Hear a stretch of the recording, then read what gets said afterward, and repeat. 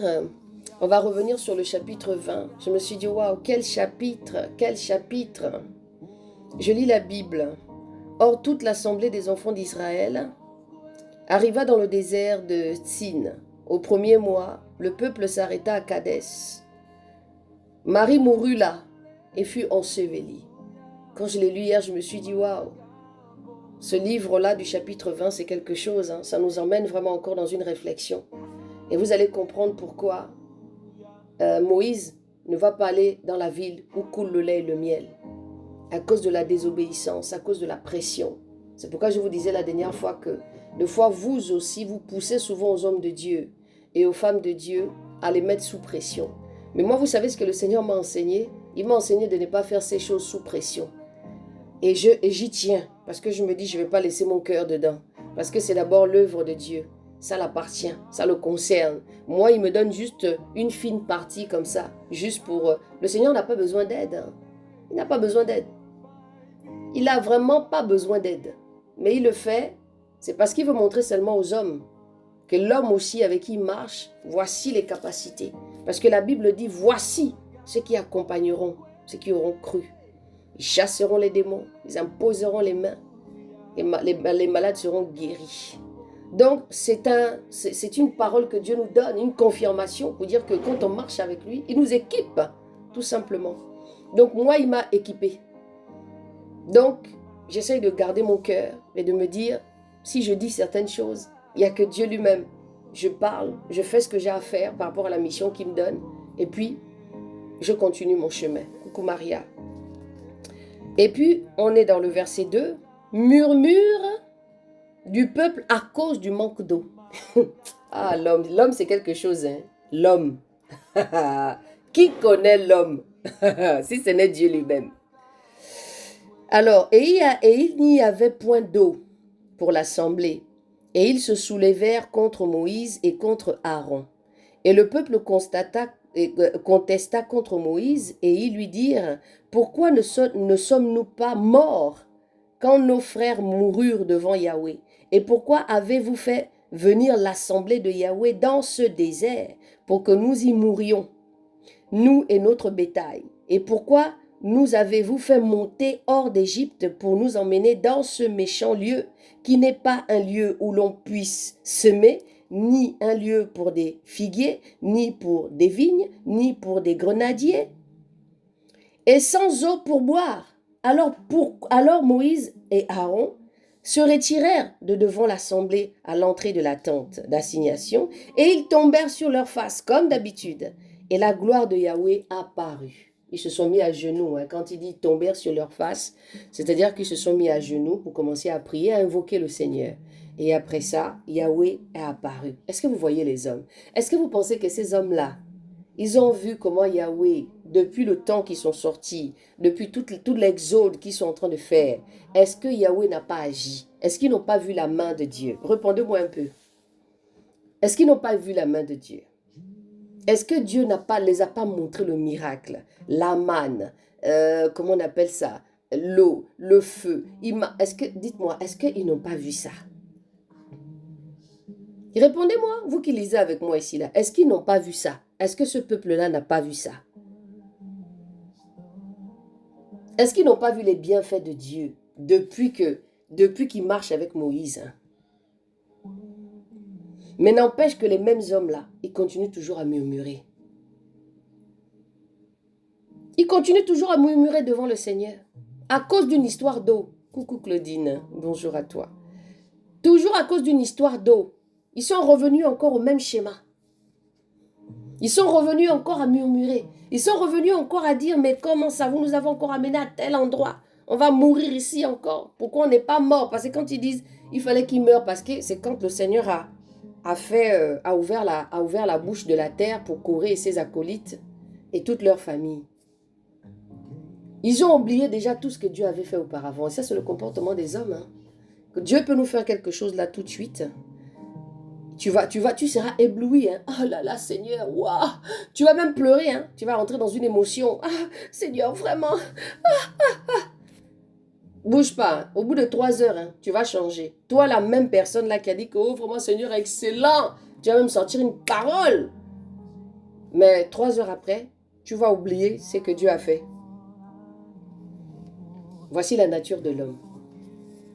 Parce que dans cette lecture aussi, ça nous apprend à connaître l'homme. Ça nous apprend à nous connaître nous-mêmes dans nos attitudes. C'est pourquoi je dis toujours que quand vous lisez la Bible, identifiez-vous aussi. Parce que ce qui se passe là a déjà été. Ce que nous vivons sur la terre a déjà été. Il n'y a rien de nouveau sous le soleil. Rien. C'est-à-dire que tout ça, regardez, c'est ce que nous vivons au jour d'aujourd'hui. Hein. Le Seigneur peut te délivrer aujourd'hui. On prie pour toi, guéri dans le nom de Jésus. Et puis le Seigneur t'amène encore dans une épreuve peut-être de maladie. Et puis te voici encore, tu oublies. Ah, mais vraiment, Seigneur, pourquoi? Alors que toi-même, tu sais. Tu as oublié déjà ce qu'il t'a fait auparavant. Parce que l'homme se rappelle seulement de ce qu'il vit comme souffrance, mais ne se rappelle pas de ce que Dieu a fait. L'irreconnaissance. L'homme a un manque de reconnaissance vis-à-vis de Dieu. C'est incroyable. Ne vous inquiétez pas, nous tous on est pareils. Hein, même moi qui vous parle des fois. Incrédulité de Moïse et Aaron à Mériba. Yahweh parla à Moïse en disant, prends la verge et convoque l'assemblée, toi et Aaron, ton frère. Vous parlerez à leur présence au rocher, et il donnera son eau. Ainsi, tu leur feras sortir de l'eau du rocher. Voici ce que Yahweh dit à Aaron et Moïse. Moïse prit la verge. Écoutez maintenant ce que Moïse dit. Écoutez ce que Moïse dit. Je reviens. Yahweh parla à Moïse en disant, prends la verge et convoque l'assemblée, toi et Aaron, ton frère. Vous parlerez en leur présence au rocher, et il donnera son eau. Voici ce que dit Yahweh. Maintenant, écoutez ce que dit Moïse. Non, ainsi tu leur feras sortir de l'eau du rocher, et tu donneras à boire à l'assemblée et à leur bétail. Maintenant, verset 9, Moïse dit ceci. Moïse prit la verge qui était devant Yahweh comme il lui avait ordonné. Verset 10, Moïse et Aaron convoquèrent l'assemblée devant le rocher et il leur dit, écoutez donc, rebelles, est-ce de ce rocher que nous vous ferons sortir de l'eau? Écoutez la parole là. Est-ce que vous voyez cette parole là? La seule parole que Moïse a dit là, ça a dérangé le Yahweh. La seule parole là. Moïse et Aaron convoquèrent l'assemblée devant le rocher et il leur dit, écoutez donc rebelles, est-ce de ce rocher que nous vous ferons sortir de l'eau? Est-ce que vous comprenez la subtilité qu'il y a derrière ce mot? C'est comme si Moïse et Aaron étaient en train de dire, bon, on nous a dit que c'est en tapant le rocher là que on va avoir de l'eau. Bon, on va essayer. Si je dois vous dire ça dans ce sens. Maintenant, écoutez. Puis Moïse leva sa main et frappa 2 fois le rocher avec sa verge. Et il en sortit des eaux en abondance. Alléluia.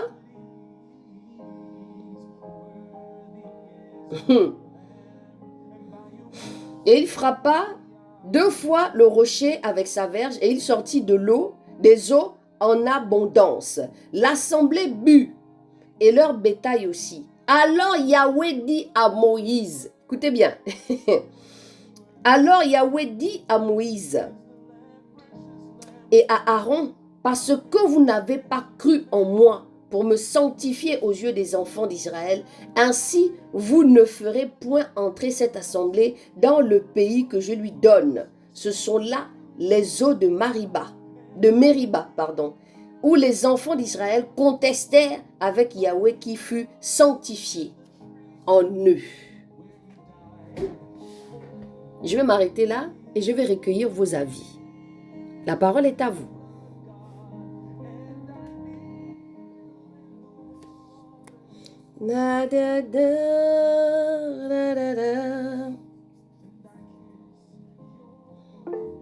Oui, Vanel. Maman, sur cette partie que tu as lue, moi, je pense qu'ils ont eu un manque de conviction au début. Ils ont eu un doute, en fait. Mais c'est pourquoi j'ai repris le verset 10. Parce que je suis revenue à partir du verset 10 où je dis Moïse et Aaron convoquèrent l'assemblée. D'accord, 11 plutôt, 11. Puis Moïse leva sa main et frappa... Non, non, non, non, on est plutôt sur le 10.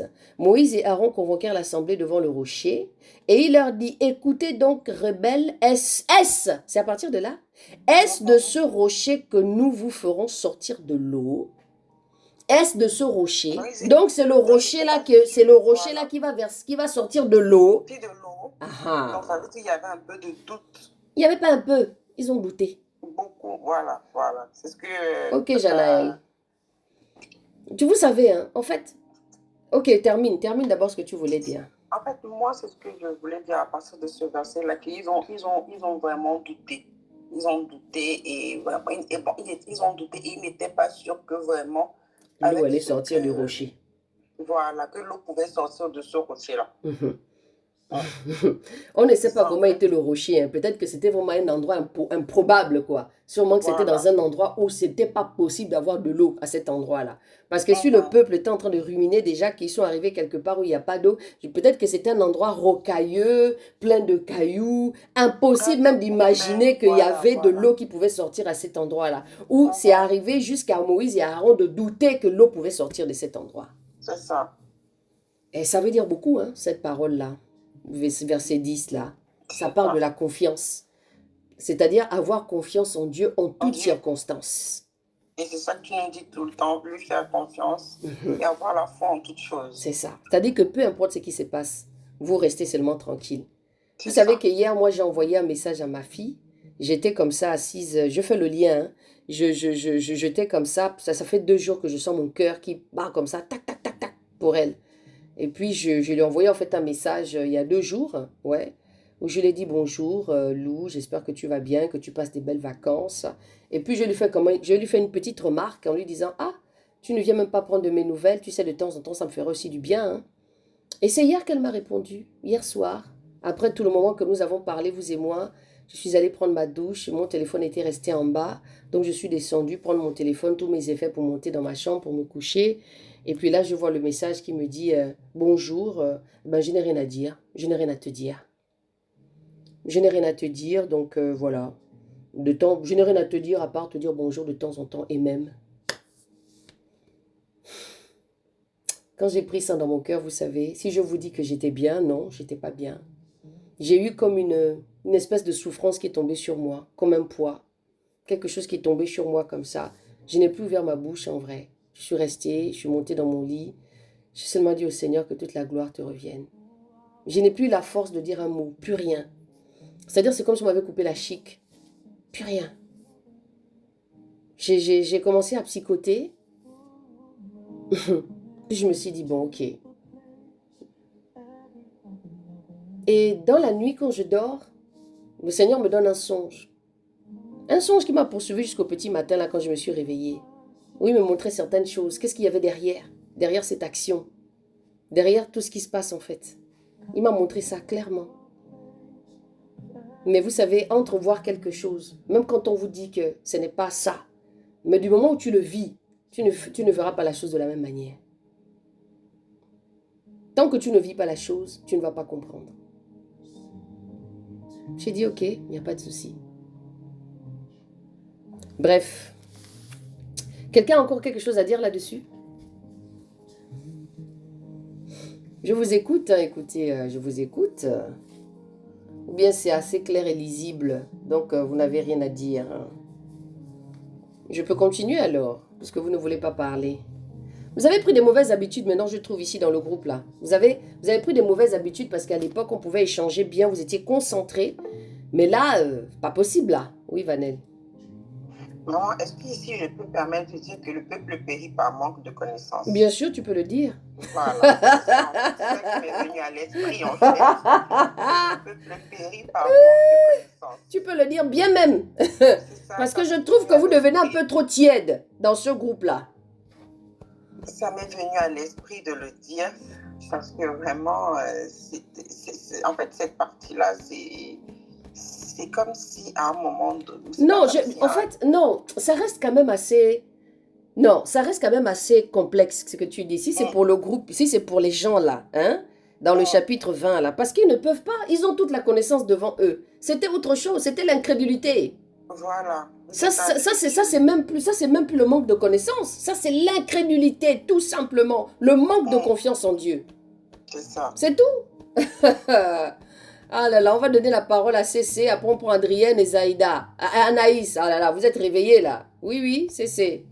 Oui, bonjour tout le monde, bonjour mes sœurs. Pour moi, c'est vraiment, ça prouve vraiment que la chair est faible. Hein.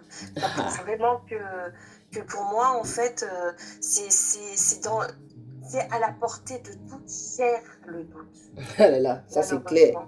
Et qu'il faut la puissance la puissance de la foi, la puissance de la confiance en Dieu est énorme. Et c'est ça qui me remet moi tout le temps en question, parce que c'est en toute chose que Dieu nous parle et nous dit aie confiance. C'est clair, c'est tout ce qu'il nous demande. Hein. Voilà, et c'est pour ça, c'est dans des petits détails, c'est pas un détail, parce que de l'eau qui sort d'un rocher, c'est énorme. Bah tu m'étonnes. Bah c'est comme toi, ma Cécé, tout récemment tu as vécu quelque chose. Le Seigneur est quand même venu renouveler ton cœur. Amen. Ah là là, tu vas nous parler de ça demain. Tu prendras juste une moitié, tu ne diras pas tout, tu diras juste l'essentiel. Ouais, c'est ça. Voilà, c'est ça. Donc tu vois un peu, maintenant imagine-toi dans ce que le Seigneur maintenant t'a fait. 2 semaines plus tard, tu vas retomber dans le même état que tu étais alors que Dieu t'a déjà renouvelé. Son travail, c'est nous renouveler tout le temps et régulièrement. Oui, Tata, je prie pour ça. Je dis au Seigneur, je le remercie tous les jours pour ce renouveau. Amen. Et je tiens à toucher sa robe tous les jours. Et Alléluia. je vais faire en sorte de ne pas oublier ce qu'il m'a donné parce que c'est énorme un cœur. Mais bien sûr que c'est énorme. Bah oui. Voilà. Il n'y a que lui qui a la capacité de le faire. C'est nécessaire pour ne pas retomber dans les doutes. Amen. Tu sais, le doute avec le Seigneur, hein, c'est un combat. C'est pourquoi il faut s'accrocher tous les jours. Vous avez vu que cette parole, elle est subtile. Hein? Elle est très subtile. C'est-à-dire que Moïse ne dit pas directement qu'il n'a pas confiance. C'est indirect. Il dit, est-ce ce rocher que nous ferons sortir de l'eau? Regardez la subtilité. C'est pour vous dire que Yahweh, là, il voit dans toutes vos petites manières que vous faites là-bas. Tata, j'aurais aimé vivre à cette époque. Ah, c'est ce que moi j'ai dit toujours. Moi, si j'aurais voulu vivre à cette époque-là. J'aurais aimé vivre à cette époque. J'aurais aimé y voir de moi-même et être époustouflée par la grandeur. Mais c'est pas grave, tu sais, la Bible dit quelque part qu'il faut voir, la foi là, c'est de voir sans croire, c'est de croire sans voir. Exactement. On est déjà béni, le fait que on le rencontre déjà, qu'il est déjà venu nous rencontrer, c'est déjà une grâce énorme. Énorme. Ah oui. Énorme. Ah. Amen. Merci ma Cécé. Le fait qu'il nous pardonne. Bah oui, qu'il nous aime. Il pardonne, il nous aime. Amen. Merci Seigneur. Voilà, parce que le Seigneur n'est pas venu pour les gens qui sont bien portants. Hein. Ils sont venus pour les malades. Et estimez-vous comme des personnes qui sont malades. Et dans la maladie, des fois, il y a des symptômes qui reviennent. Et c'est pourquoi de tout le temps, il faut aller revoir le docteur. Et c'est Jésus. C'est aussi dans la douleur qu'on apprend. C'est aussi dans la douleur qu'on apprend. Justement. Il nous fortifie dans la douleur. C'est ça qui nous façonne. Amen. Mais vous savez, aujourd'hui, j'ai appris quelque chose. C'est que si nous ne souffrons pas, si on ne pleure pas, si on ne grince pas des dents, on ne va pas avancer dans la marche que nous faisons avec le Seigneur. Exactement. Ça, il faudrait que vous commenciez à le mettre dans votre marche. Quand vous êtes là comme ça et que vous faites ligne droite là, posez-vous des questions. Il faudrait qu'on vous lance des tomates. Il faudrait qu'on vous cogne les têtes. Il faudrait que... C'est à partir de là que l'enseignement de Dieu commence à rentrer. Amen. Tu sais, Tata, je me dis tout le temps, la marche fait partie de la douleur. Ah, yes. Oh oui. Si t'as pas mal, c'est que t'es pas sur la bonne voie. C'est tout. Amen. Amen. Amen, c'est. On sent qu'il y a le renouvellement ici, hein. Yeah. Comment il s'appelle ton chéri là, il a chaud. Tu vas lui prêcher la parole de Dieu maintenant là. Il a chaud. Amen. Faut lui dire d'enlever ses boucles d'oreilles là. J'ai vu qu'il a des boucles d'oreilles qui baissent sur les oreilles là, 2 avec les croix. Il n'a qu'à enlever ça. Ah ben, il va le faire. Dieu est en train de le façonner. Alléluia, je l'ai vu venir se balader dans mes réseaux là-bas, là, sur Facebook, je l'ai vu sur TikTok et tout. Hier, il m'a envoyé un petit message. Il y a du du changement, Tata. Voilà, je t'avais dit, ma chérie, je t'avais dit. Non, ne parle pas trop. Calme-toi. Je vais donner la parole aux autres. À plus tard, ma chérie. Oui, Adrienne, je t'écoute, ma chérie. C'est ça, il faut animer le débat. Oh là là. Bon, écoutez, vous ici. Bonjour. Il faut animer le débat, il faut animer le débat. Oui, hein, il faut. Non, mais moi, ce que je ressens, c'est qu'en fait, ce qu'eux, ils ont vécu à cette époque, nous sommes en train de le revivre actuellement. Amen. On est en train de le revivre. On a beaucoup, des fois, beaucoup de doutes, beaucoup de manque de foi. Voilà, on a l'impression qu'on oublie que c'est Dieu qui nous a créés, c'est lui qui est là, c'est lui qui fait tout, il nous connaît par cœur. Alléluia. Et on essaie toujours de vouloir faire des trucs selon nous et non selon lui. Et c'est ça, l'être humain, il n'y a rien à faire. Hein. Je crois qu'on est impossible. Ah, c'est pourquoi. Et il le sait. C'est pourquoi il faut toujours être près du Seigneur. Il ne changera pas. Ah oui, ouf. On a beau essayer, mais voilà, ce qu'ils ont vécu. Il a fait exprès de mettre le peuple d'Israël dans une terre aride. Il a fait exprès. Il a fait exprès de faire ça pour voir la réaction des gens. Et ça n'a pas arrêté. Il y a toujours des gens qui vont se plaindre, il y a toujours des gens qui vont... Voilà, qui auront quelque chose à dire, sachant qu'il y a Dieu, mais ils vont quand même parler, puisque c'est lui, s'il est là, il sait pourquoi il nous a mis là, mais non, il faut qu'on parle, parce que nous, l'être humain, on a un problème. Ah, ça, de toute façon, il faut le dire, hein. Un vrai problème problématique. À Dieu, alors que c'est Dieu qui nous crée, c'est ça le problème. En tout cas... Et on a un gros problème avec ça, et on est en train de vivre ça actuellement, parce que quand on parle avec les gens, on se rend compte que finalement, voilà, Amen, amen. Ils croient en Dieu, mais voilà, ils croient en Dieu, mais ils croient en eux-mêmes d'abord, parce que... Mais on le leur dit. Il y a certains enseignements où on te dit que c'est toi, tu es Dieu. Donc, faut d'abord, faut croire en toi. C'est ça la nouvelle philosophie aujourd'hui. Crois en toi, tu es machin. On enlève Dieu. Donc, qu'est-ce que tu veux? Les gens, ils essayent de s'accrocher sur certaines choses à gauche, à droite pour se dire qu'ils vont essayer de chercher une force qu'eux, ils n'ont pas, qui est une force qui est limitée. Parce que la force de Dieu, elle n'est pas limitée du tout. Surtout quand on se casse la gueule à chaque fois. Voilà, c'est ça, effectivement. Dieu nous montre que vous êtes obligés de passer par moi. Et nous, on insiste dans cette bêtise. Et après, on revient. Ouais. Il nous connaît. Il doit se dire, c'est pas possible ce peuple que j'ai créé là. Et c'est ça. On est vraiment... En tout cas, merci beaucoup. Je voulais revenir sur toi aussi, papa. Que... Et que voilà, moi je pense que ce qui t'arrive avec ta fille, c'est rien. C'est que l'ennemi qui essaie de te blesser au plus profond abandonne le chemin de Dieu. Amen. Mais comme Dieu t'a déjà bien attrapé là-bas. Ah, ma chère, je m'étais seulement. C'est pour l'ennemi, là, c'est perte de temps. Ah, c'est ça. Mais tu sais, ça pique, hein, Adrienne. Ça pique mal. Mais tu te dis, bon. Non, ça fait mal, ça c'est sûr, ça fait mal. Toute personne sait que ça fait mal. Ah oui. Donc du coup, je laisse seulement comme ça. J'ai dit, bon, ok. Seigneur, ta grâce. Elle reviendra d'elle-même. Ça va se faire. Il n'y a rien que Dieu ne peut faire. Oui, ça c'est clair. C'est clair. Et voilà. Mais ça va aller. Ouais. Non, c'est le Seigneur qui permet, hein, Adrienne. En fait, ma situation, voilà, ma situation, elle est un peu comme la situation de Job. Ouais, voilà. C'est-à-dire que le Seigneur permet à l'ennemi de venir taper autour de moi. Maintenant, pour voir ma réaction. Mais ça fait mal, hein, ah, pardon. Pardon, je ne suis pas encore arrivée au niveau de Job, hein, mais pardon, le peu que je reçois là. Seigneur, ta grâce. Seigneur, ta grâce.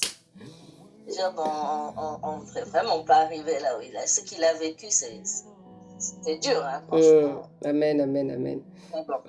En tout cas, merci mon Adrienne. On va donner la parole à Anaïs. Plutôt, oui, Anaïs. Et puis Anaïs, si tu vas beaucoup parler, je peux d'abord passer la parole à Claudine. Adrienne, ma chérie, que le Seigneur te bénisse, qu'il te fortifie. De toute façon, on est ensemble. Quand tu vas rentrer, on va prendre du temps. Les enfants, là, ils partent aujourd'hui, là, et on reçoit d'autres le 4. Waouh. Ok. Allez. Que le Seigneur soit béni en tout cas. Moi, l'adresse que tu m'as donnée, je ne l'ai pas encore exploitée. Comme je termine d'abord tous mes examens, j'ai un IRM à faire la semaine prochaine. Donc, comme il y a des petites vacances qui vont arriver ici et là, je vais appeler au moment. Mais Voilà. pense à tout le temps, il n'y a pas de Ben problème. voilà. Toutes les Super. vacances, ils font. Ok. Merci. Allez, bonne journée. Bonne journée à tout le monde. toi. Sois fortifié. Ah là là. Merci. Amen. Bon, ici, hein, je vais vous laisser. Je vais continuer ma conférence tranquillement.